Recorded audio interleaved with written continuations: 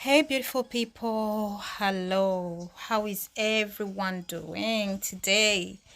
It's a cold Monday, freezing everywhere. Yeah, it's a cold Monday, but you know what? I passed by here to quickly talk about what I experienced today. So basically, Alicia Kende Zakatin. So basically, today I was seated in a public place. Yeah, public. Like public McDonald's, like public, that very public place. Yeah.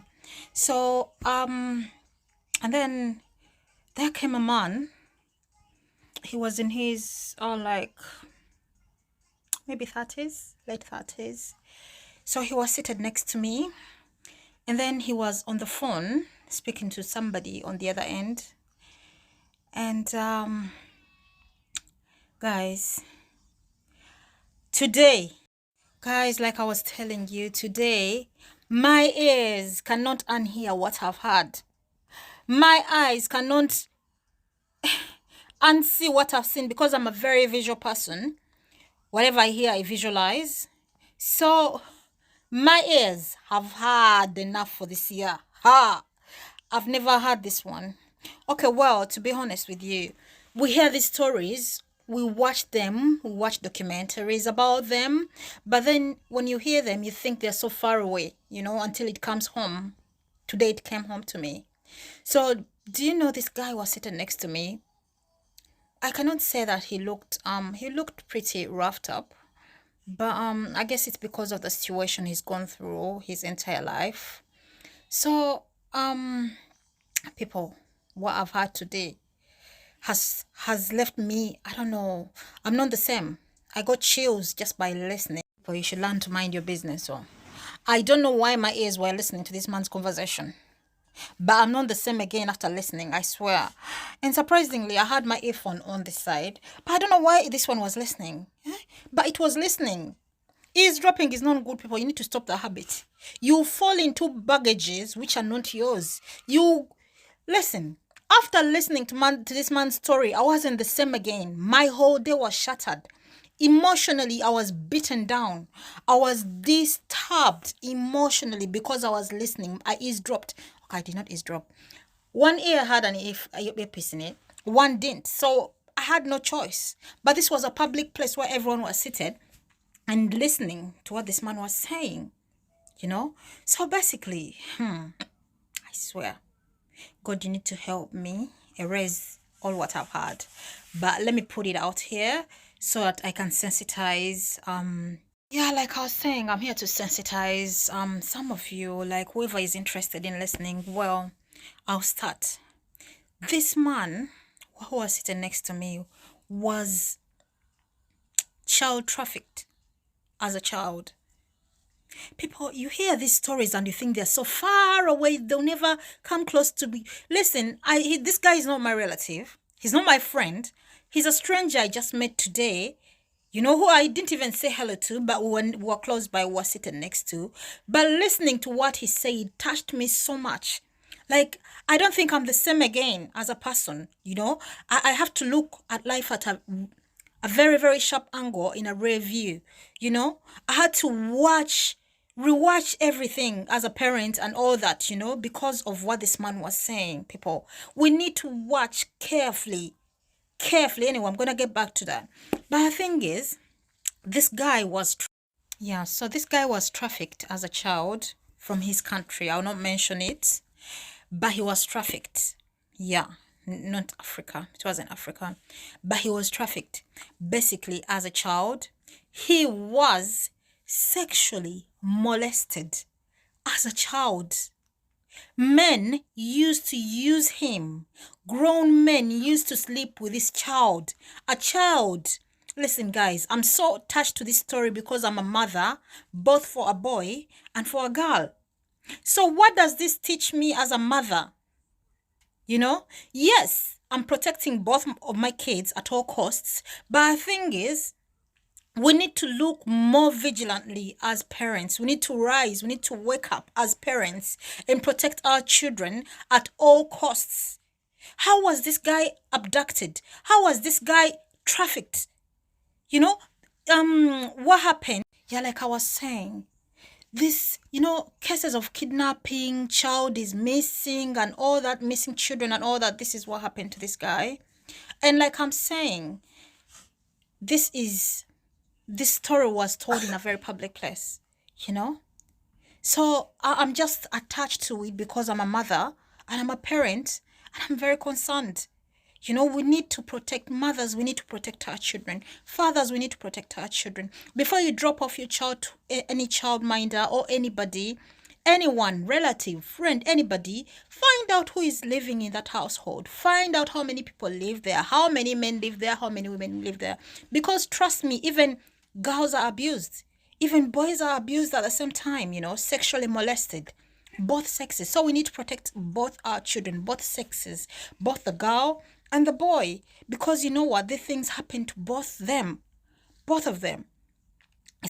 Yes, so like I was saying, as a parent, as a mother, this threw me back. It threw me so far away. I was like, you know what?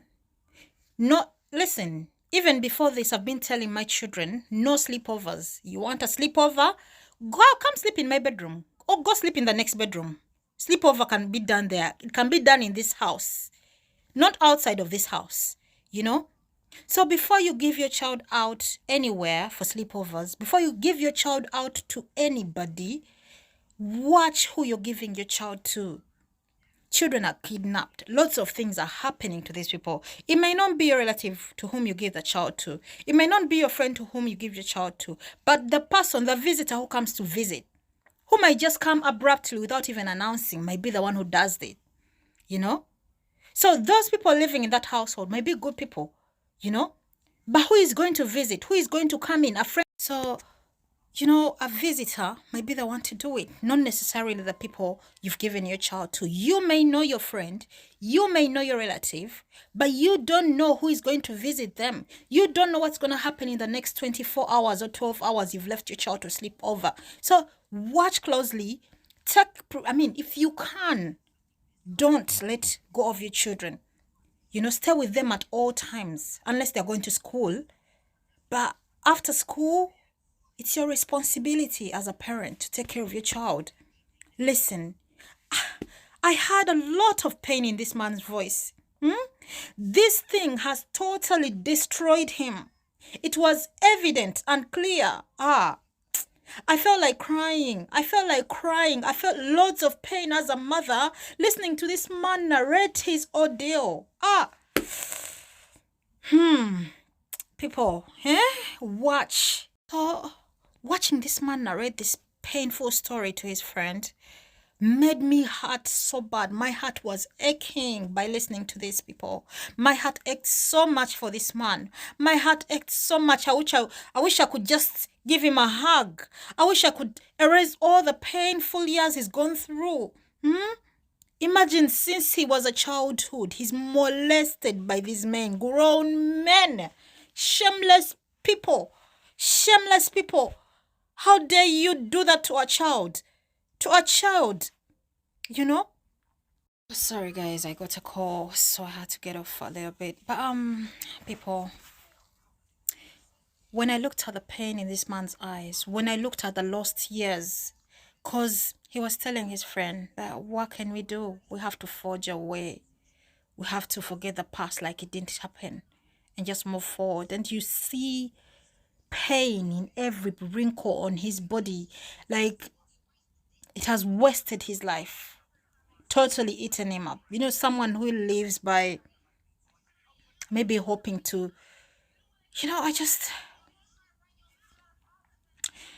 I lost my hair. You see this big hair? It jumped off my head and went the other side and came back later after listening to this man talk. It was so painful for me as a mother, as a sister, as a woman listening to this man narrate his story. I wish I could and then he was saying that he was involved in child pornography. Child pornography, people. He's a victim of child pornography. There are videos out there of him as a child. And if you didn't do it, they could be captured, put in houses and used by grown men. Grown men.